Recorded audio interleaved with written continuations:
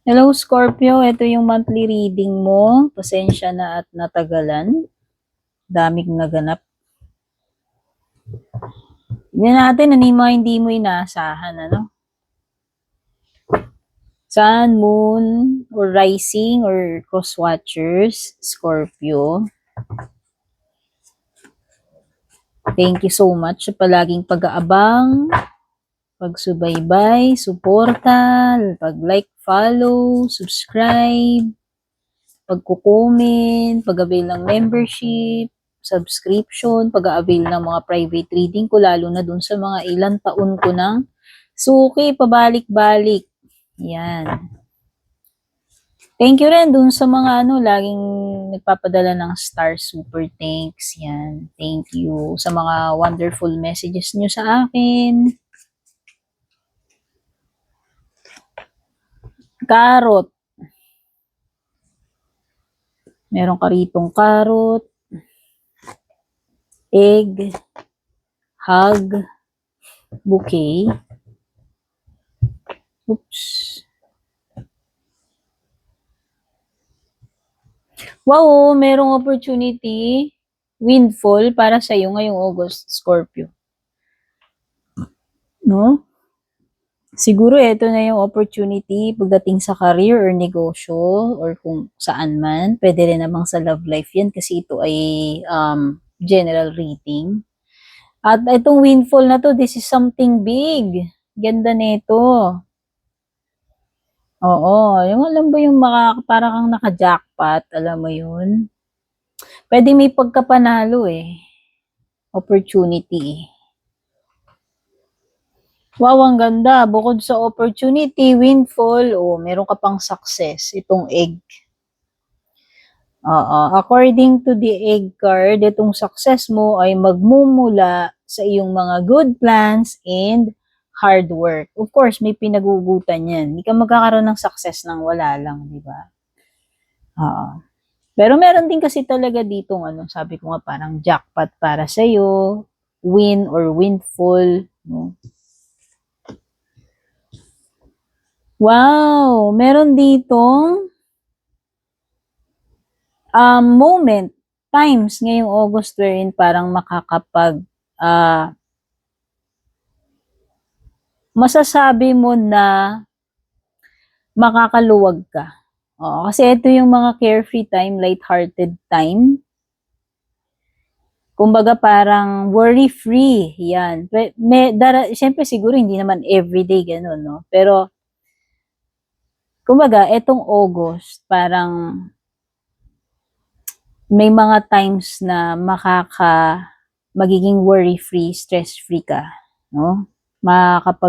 Magkakaroon ka ng time na makapag-enjoy, happy-happy or relax, no? At meron ka raw ditong admirer ngayong August, Scorpio.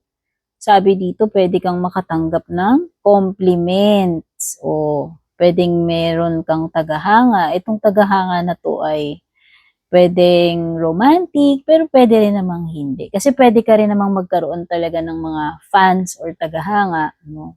Pwede rin namang both na bukod sa fan mo na nga siya, may crush din sa'yo, di ba? Pwede rin namang ganun. Mayroong humahanga sa'yo ngayong August.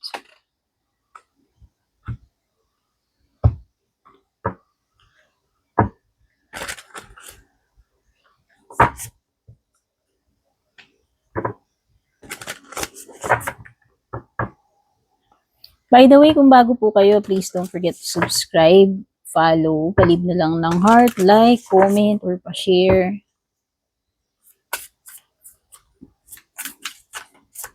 Oops, wait, nahulog. Kunin natin yun.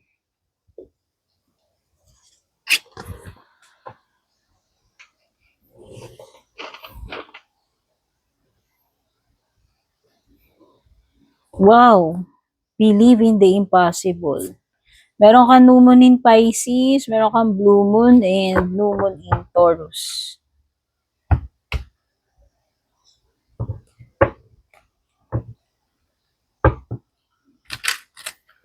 Wow, merong paparating na prosperity.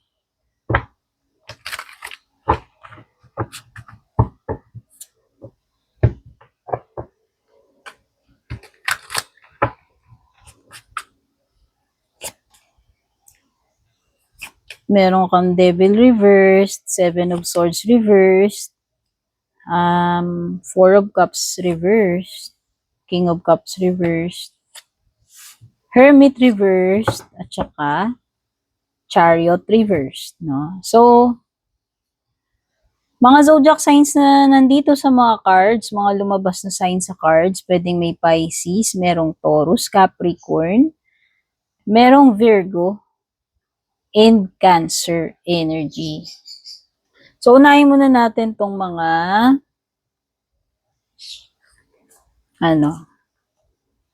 moon cards mo.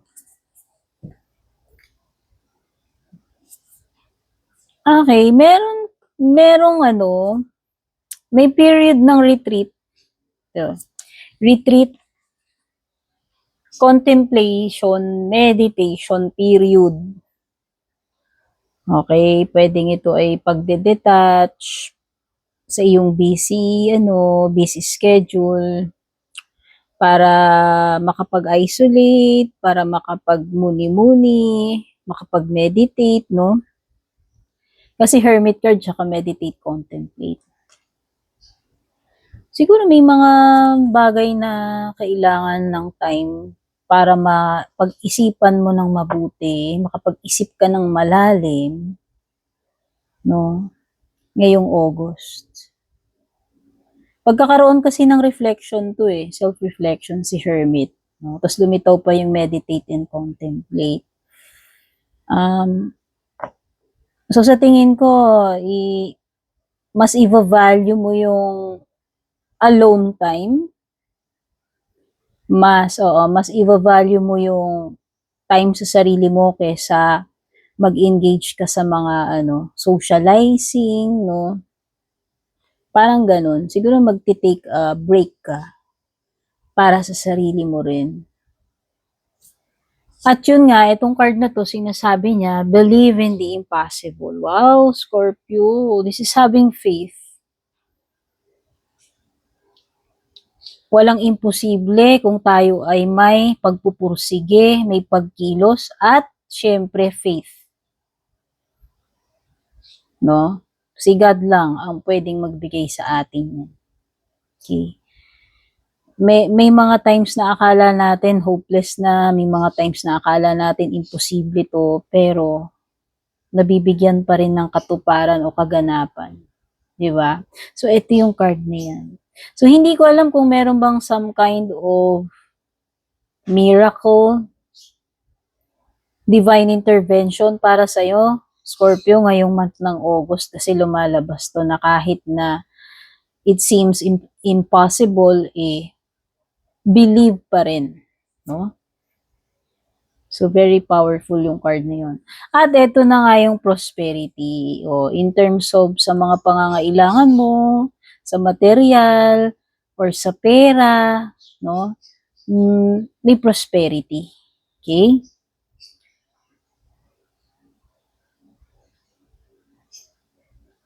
So, ang ganda. Ito hindi yung mga energy, oracle cards mo actually. So, pagdating dito sa tarot cards mo. May pagdi-detox nga. Kasi nga nakita ko to Parang na-feel ko kasi dito, sa card na to, sabi ko nga magti-take ka ng time, maglalaan ka talaga ng time para sa sarili mo. Hindi lang siya about self-reflection, no, nakita ko na lumitaw tong card na to, parang ang na-feel ko, magkakaroon ka ng decluttering, purging, pagdi-detoxify, no? Overall, sa buhay mo, siguro sa sarili mo. Or siguro pwede rin naman pagdating sa mga connections mo. Kasi nga, siguro may mga bagay ka na nare-realize, no? Napag-isip-isipan ng mabuti, dala nga netong self-reflection moment mo na yan ngayong August, no? So, nakikita ko unti-unting pagkalas sa anything na toxic para sa'yo. Mapabagay, habit, sa sarili mo man yan, sa work, sa mga kakilala mo, or even sa kakonect mo, no? Sabi ko nga parang may purging. Okay? Ito yung card na parang unti-unti ka ng, pwedeng unti-unti or nagkaroon ka na ng ano eh, pag, pag, pagkagising, no? Na magkakaroon ka ng tamang desisyon sa sarili mo, na iahon mo yung sarili mo rito sa isang toxic habit, toxic situation, toxic place, or toxic connection. No? Alam mo naman talaga nung una pa lang na hindi na ito makakabuti. Alam mong pwedeng makasalanan, alam mong bawal, alam mong mali, alam mong hindi dapat, alam mong illusion lang to, alam mong masama, no? Alam mo wala talagang magandang maidudulot sa'yo. Pero parang nag-give in ka pa rin doon sa weakness mo, sa desire mo, sa temptation. Kaya tuloy parang nahulog ka rito na parang patibong and na-trap ka siguro dito sa situation na to for a while or for a very long time.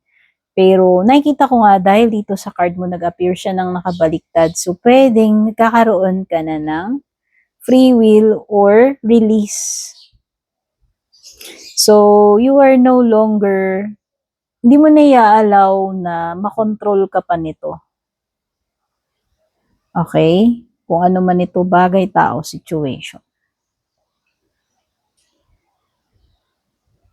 Kumbaga, naisalba mo na yung sarili mo dyan, naialis mo na, hindi ka na babalik dyan. Okay? Yun yung leksyon mo dyan.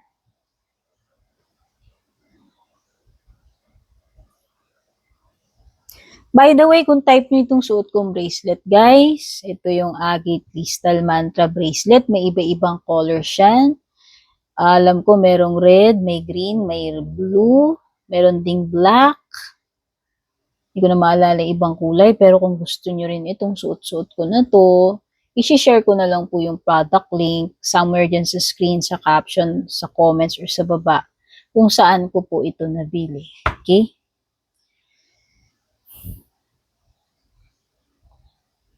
Wow! So, meron kasing person dito na pwedeng gusto niyang bumalik sa'yo or nagbabalik. Pero hindi mo na i-allow. Hindi ka na magpapakontrol dito, hindi ka na magpapaloko, hindi ka na magpapaka-obsess, matutukso, magpapakamarupok, hindi na. Okay? Meron kasing person dito na pwedeng naging toxic yung relationship ninyo, pwedeng bawal, mali talaga, pero nahook ka, na-obsess ka for a while, na-infatuate ka. No, sabi ko nga yun nga yung bagay na naikalas mo na yung sarili mo. So, hindi na. No? Oo. Yun yung nakikita ko. Kung person man yan. Pwedeng toxic friendship eh. Pwede rin namang hindi love life. Pero pwedeng love. Pwedeng family member, pwedeng job, it could be anything. Sabi ko nga, it could be a thing, it could be related to yourself, it could be a place, a connection. No? You are no longer interested para mahulog ka pa uli sa patibong na ganyan, sa temptation na ganyan, sa toxic na yan. Okay? Hindi ka na magpapadala sa pangloloko, manipulation, sa offer nito, sa tukso, sa emotions mo in the first place. Kasi pwedeng ang naging weakness mo dito eh, madali ka or madali kang nahulog na develop dahil siguro madali kang ma-in love, madali kang ma-emotionally attached sa isang bagay, situation, or connection. Pwedeng yun yung naging mitsa eh. So, alam mo na, you know better. No? Nagbagong buhay ka na. So, yan. Kumbaga, na-rehab ka na, ni-rehab mo na yung sarili mo. Ayaw mo na magpaka-wasted. Hindi ka na babalik doon, 'di ba? Sa inalisan mo na 'yon na toxic, na masama. So, yun yung nakikita ko. Kung ano man yan. Bagay, situation, place, work, connection, o something na may kinalaman sa sarili mo, habits mo, or way of living mo. No? So, halimbawa, dati, naging toxic ka pagdating sa health mo, sa mga habits mo, sa mga diet mo. So, hindi ka na babalik. Di ba? Or kung place man yan, friendship, samahan, trabaho, relationship, no? Hindi ka na babalik doon, syempre. Nakalaya ka na nga doon sa ano mo na yun eh, anong tawag doon? Sa pagkakalugmok mo, tas babalik mo pa yung sarili mo, di ba? Kumbaga nakaalis ka na nga doon sa kumunoy, tas bumalik ka pa, ewan ko na lang. Nasa sayo na lang yan. O di ba, hermit, di mo na babalikan yun. Nagkaroon ka na ng enlightenment. O ayan, o. Dalawang cards yun na nagsasabi na magkakaroon ka ng realizations, enlightening experience. Enlightened ka na eh. Di ba? Naliwanagan ka na. O ayan. So, merong clarity, kaliwanagan, meron na ritong palalayain mo na yung sarili mo. So, whether sa personal mo yan, sa connections mo, sa love life mo, sa career mo, or kung saan man. Di ba? O, halimbawa, nahook ka sa ganong masamang bisyo, lifestyle. Di ba? Nabago mo na yun eh. Wala nga nangyari sa'yo, napasama ka ron. So, natuto ka ng leksyon at pinalaya mo na yung sarili mo doon. Hindi mo na yun babalikan, no? O, ayan. Wala nang balikan. Hindi mo na yun babalikan. Yun ay kung naging madilim man yung kahapon mo ron, hindi mo na yun para balikan pa. Ikaw ay dapat mag-face forward sa new horizon mo. 'Di ba? Oh, no turning back. No coming back, no turning back doon sa dark past na yun. Place, connection na pinanggalingan mo, dark stage na yun. 'Di ba? Ikaw ay patungo na sa kaliwanagan, sa tamang landas, sa tamang path, sa mabuti. Kung tinalikuran mo na yun, edi tinalikuran mo na. Kung pinagsisiyan mo na yun, pinagsisiyan mo na good. 'Di ba? Napatawad mo na yung sarili mo, 'di ba? Yan. So, lumitaw din sa ilalim dito si Emperor. This is Aries energy. So, merong Pisces, Taurus, Capricorn, Virgo, and Cancer, at saka si Aries. So, yun na nga. Kung relationship yun, hindi mo na babalikan to. Kung minsan ka na niyan niloko, minsan ka na niyan tinakbuhan, tinakasan, minanipulate, diniceive. Ano, papauto ka pa ba? Second time, third time? Ewan ko na lang. Pero yun na nga. No? Hindi ka na magpapadala sa emotions mo, sa karupukan dapat. Pagdating dito sa person na to, sa situation na yan. Okay? Ayaw mo na eh. So, dapat mapangatawanan mo yun. Tsaka talagang magkaroon ka na talaga ng control doon. Na hindi ka na babalik doon sa dating pinanggalingan mo na yun. Okay? Ayan, Emperor. Kasi, nawalan ka talaga ng control dito. Ayan, Devil card, Emperor reverse, Chariot reverse. Ito yung tatlong cards na nagsasabi na pwedeng nawalan ka talaga ng control doon sa situation, sa buhay mo, or sa sarili mo, no? Or doon sa relationship. Ikaw ang na-control, ikaw ang na-manipulate, ikaw ang na-trap. Pero kung nakalaya ka na dyan, or makakalaya ka na, nakakalaya ka na, di ba? Hindi mo na dapat balikan pa. Oo. Minsan ka nang natalo rito eh. Alam mo yun. Minsan ka na nalagay sa alanganin. So, ito yung card na dapat bawiin mo yung dignity mo. yung kaluluwa mo, yung sarili mo, na makabangon ka doon sa pagkakadapa mo, sa pagkakalugmok mo doon, sa kumunoy na yun, di ba? Yun yung sinasabi ko kanina pa eh. Okay? So yan, if this person, particular person na sabi ko nga na shady, di mapagkakatiwalaan, na nag-manipulate na sa'yo before, may ginawa na siyang masama sa'yo before, mas pipiliin mo na talagang mag-move on na lang, mag-move forward and ignore kahit sabihin mo na mag-a-attempt pa na bumalik to sa buhay mo. Okay? So yan. Sa ano mo, in terms of traveling, meron dito mga bagay na pwedeng hindi mag-continue. Sa mga ginagawa mo, sa pagta-travel mo, sa mga transactions, pwedeng merong pag-urong or pagbabago ng plans, pagbabago ng schedule, pagbabago ng direction. Kasi dito parang mawawalan ka ng control dito sa bagay na to eh. Para sa akin, merong parang something dito na madidiskaril na hindi mo na kontrolado eh. Parang wala kang magagawa, no? Yes, pwedeng may bagong opportunity sa'yo. Kung may mga bagong diskarte ka, no? Baka hindi mag-work yung bago yung naiisip mong strategy or diskarte pagdating dito sa bagay na gagawin mo. Kasi parang meron ditong something na hindi magiging successful yung outcome. Di ba? Ito yung napansin ko ito. Okay? So, yun lang. Pagdating dun sa mga gagawin mo sa pagta-travel, sa mga transactions, pwedeng may mga bagay na hindi mag-push through, hindi magtuloy-tuloy na, parang mag-back out na, or hindi magkaroon ng progress, no, maputol, or hindi maging successful. Okay? Make sure na pina-follow ninyo yung nag-iisang Purple Team FB page ko, may check sa dulo, meta-verified. Kung gusto nyo mag-private reading sa akin, i-PM nyo ako.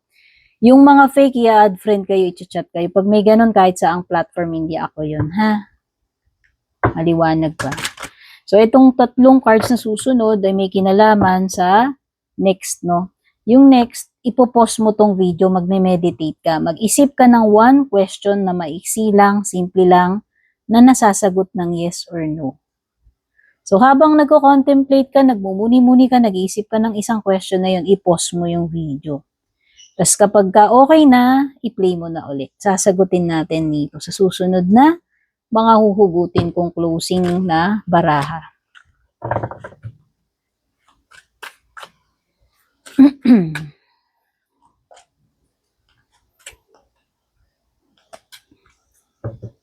Okay. Huwag kang tumigil. Diba? Ayan, no, believe in the impossible. Don't stop pagdating dito sa bagay na ginagawa mo, huwag ka mawalan ng faith, ng pag-asa. Ayan, sige lang, gawin mo lang yung dapat gawin, yung nararapat gawin. Kung kinakailangan mong mag-take action ka. Pero, proceed with caution. Kasi nakikita ko yung reconsider. So, may mga bagay siguro na kailangan reviewin mo muna, balik-balikan mo yung mga details, no? Baka kasi may mga bagay dito na hindi mo napapansin na kailangan ng pagre-review ba. Okay? So, yun yung mga sagot. At maraming salamat. Kita-kits po ulit sa susunod. Deus Benedicat.